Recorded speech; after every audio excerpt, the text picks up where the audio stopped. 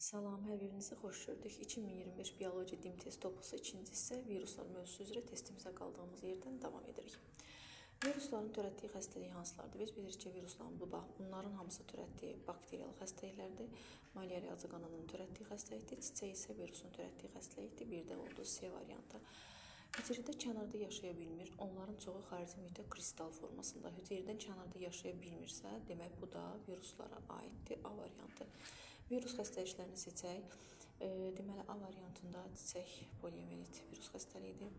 B variantında ensefalit qızılca, C variantında meningiti götürə bilərik. D variantında qrip, Y variantı isə gördüyünüz bütün xəstəliklərin hamısı virus xəstəliklərinə aiddir.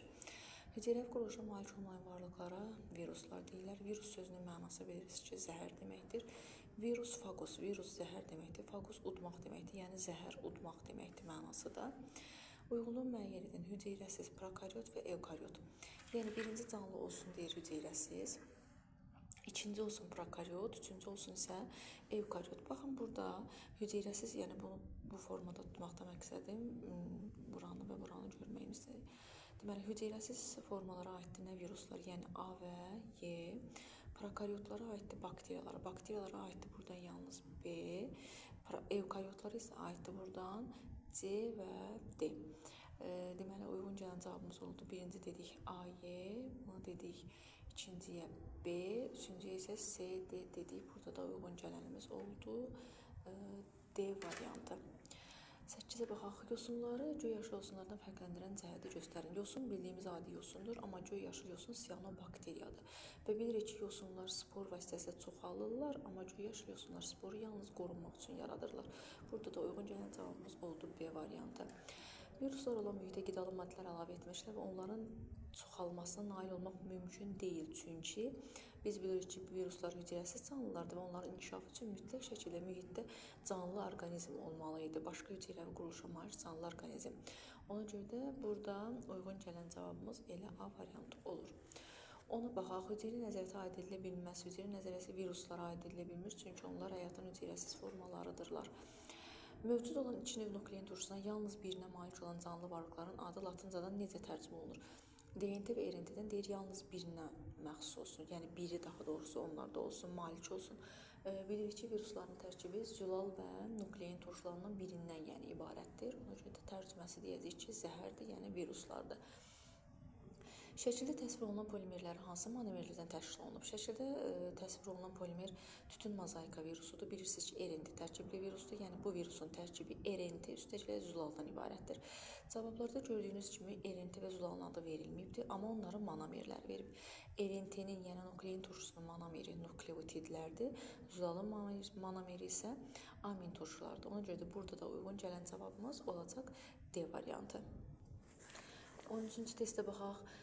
Qrafikdə qidalı mühitdə yerləşdirilmiş virusun müxtəlif zamanlardakı sayı əks olunmuşdur. Bu virusun T1, T2 zamanındakı artımının səbəbi verilənlərdən hansı ola bilər? Baxın, vəziyyət stabildir. Amma T1, T2 çatanda virusun sürətlə, yəni çoxalması artıb. Deməli, bu mühitdə nə var imiş? Mühitdə nəsə qidalı bir, qida yox, daha doğrusu canlı orqanizm var imiş. İndi baxaq, deyir, mühitə vitamin əlavə elədik, xeyr, yəni vitamin buna bir aidiyyatı yoxdur. Glikoz amin turşu əlavə etmişik, xeyr, yenə də yəni virus bunlara tərəf gedən canlı bir hüceyrə deyil.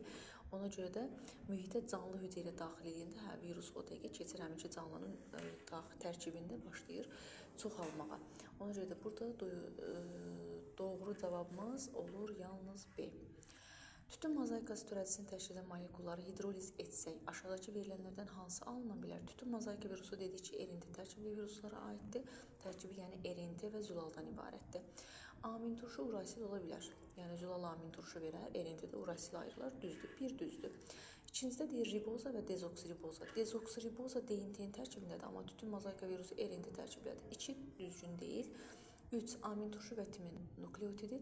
Timini görən kimi avtomatik deyirik ki, bu da aid deyil. Demək, burada uyğun gələn cavabımız oldu yalnız bir C variantı. Hansı xəstəliyin törədicisi öz həyatı üçün zəruri olan zulalları özü sintez edə bilər? Deməli, özü sintez edə bilirsə, deməli, sintez etməyənləri seçək, sintez edən qalsın sona. Və görürsünüz, hamısı virusun törətdiyi xəstəliklərdir. Bir dənə skarlatinadır ki, bakteriyanın törətdiyidir və bakteriya da doğrudan özü üçün lazım olan zulalı özü sintez edir, çünki özünün ribosomu da var idi. 16-ya baxaq, virusların törətdiyi xəstəliklər. Virus xəstəliklərinə nə aiddir burada?